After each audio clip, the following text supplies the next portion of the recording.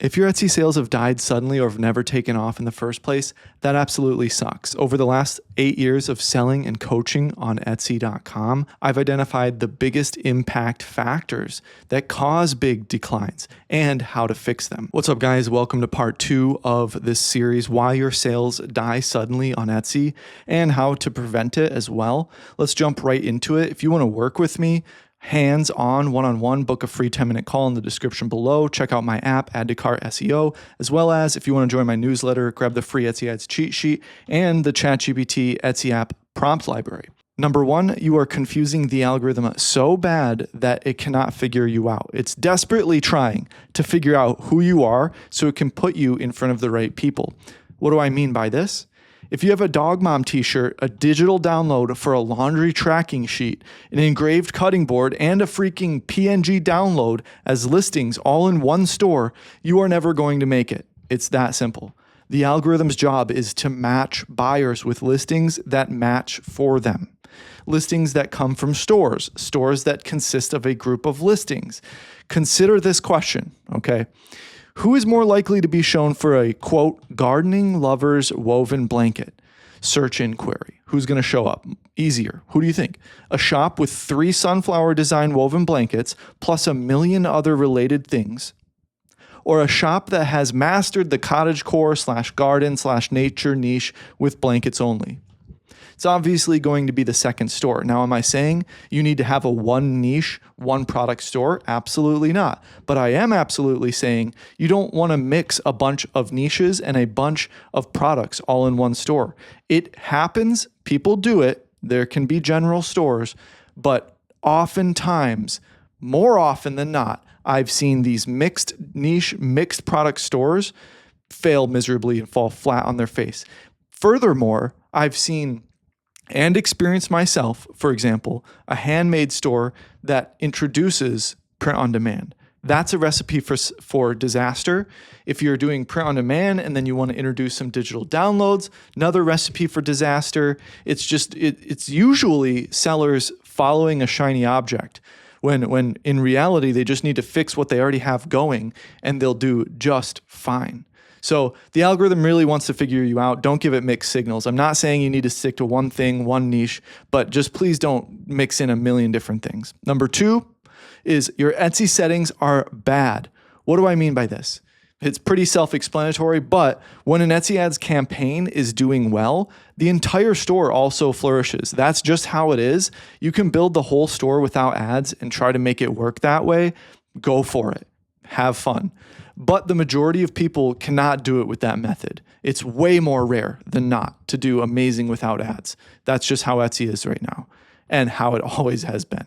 Your Etsy ad settings and campaigns success directly affect everything. So if you aren't doing well on Etsy ads, your organic listings are going to do terrible too. I wish it wasn't that way, but it absolutely is. And you need to know what you're looking at. You know what you're trying to do and work towards it. Simply wanting Etsy ads to do well is not a strategy. Way too many sellers set it and just hope for the best.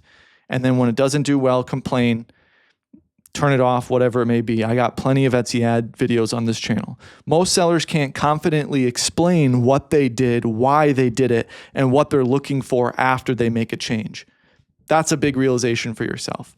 If you just change things with your Etsy ad settings based on emotions, but you can't confidently explain what you're doing, why you're doing it, and what you're looking for after, big red flag that it might just not work out.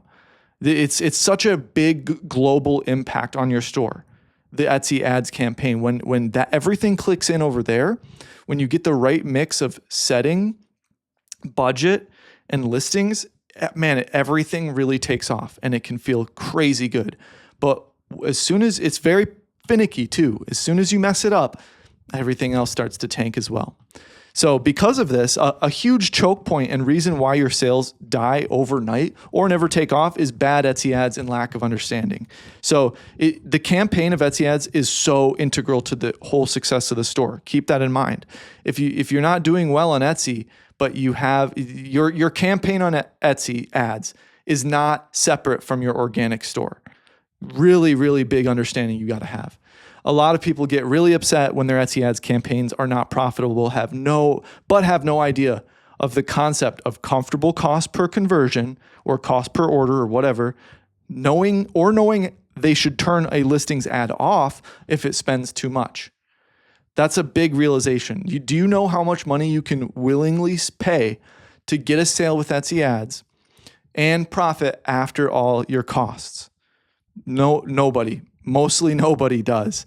That's why I built the AddToCartSEO app on the calculator side of things, so you can calculate all that. It's in the description. You could run it for free to try it.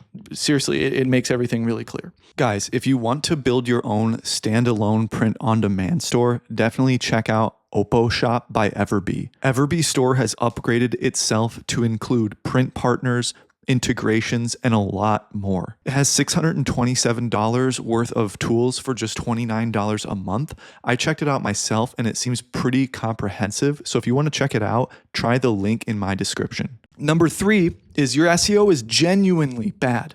It's very possible, and it happens all the time. You might be targeting 3 buyer intentions or angles in one title and reaching nobody. You might not be filling out all your 13 tags. That's a big obvious one, but you would be surprised what I run into sometimes. You might use your titles wrong, your tags wrong, your descriptions wrong. Keep in mind also, recently, Etsy started crawling descriptions for search ranking. I think a lot of people still don't optimize for that. And if they do, they stuff a few words in there and call it a day. So there are plenty of silly mistakes to be made with Etsy SEO. It's still a big deal. Number 1, silly mistake, treating your tags as social media like hashtags. That's one that I see a lot. They're not Instagram hashtags. They're not just, slap them on there and you're good. You want to have 2 to 3 word phrases, 3 word phrases if you can fit them in there. But in the tags, 2 word phrases at a minimum. You want a descriptor word and a noun to tell the algorithm what it is. Number 2, using Etsy's garbage AI tool. That's a whole conversation in itself. A couple months back, I remember myself and many other Etsy YouTubers sounding the alarm, telling everyone not to use that tool. Some people pushed back even too. That was pretty funny. People saying, oh, why would Etsy give us a tool that doesn't work? Then months after that, we found out that it destroyed stores overnight. That was crazy. Etsy did not know what they were doing. Number 3, changing titles, tags of an existing listing. Don't do that. Never do that. That's 2 and 3 combined using Etsy's AI tool on existing listings. Your store's done overnight. And I'm sure somebody watching has experienced that. And a lot of the times nowadays, after that tool came out, like the 6 months after that, and going on into the future, I'm sure, it's one of the biggest things that I talk to sellers that died overnight. I use that tool on all my listings and then everything died. That's a big one, but that's a situation specific. Everything I'm covering in this part of the video and the part 1 of this series, they're all going to be evergreen. Until something really, really big changes on Etsy, they're all going to be evergreen. All these things matter a lot. The algorithm has gotten smarter over the years though, and can match a good product that buyers like, even if it has bad SEO. You see that all the time with the right buyers, and listings can take off with bad SEO. That's possible. But it has to be a good product. It has to have good photos and oftentimes be in a store that's already doing well. But here's the thing though, after a lot of stress, the other factors in this video and in part 1, with all those factors that I'm talking about, after a lot of stress, those listings with bad SEO, they're way more fragile than a listing with good SEO. So you'll see listings with genuinely bad SEO doing great on Etsy, but those are not going to last as long as a listing with all the wow factor that it has plus good SEO. So keep that in mind. You might see them living in their heyday for a month or 2 or even a year or 2, but they're going to fall easier than a listing that has everything taken care of in a store that is taking care of everything as well. And if you want to make better titles and tags, definitely check out AddToCartSEO in the description. I built it after 8 years of selling on Etsy, seeing what works, what doesn't. It's hooked into the Etsy API. It's got Etsy's data. It's good to go. Try it out, please.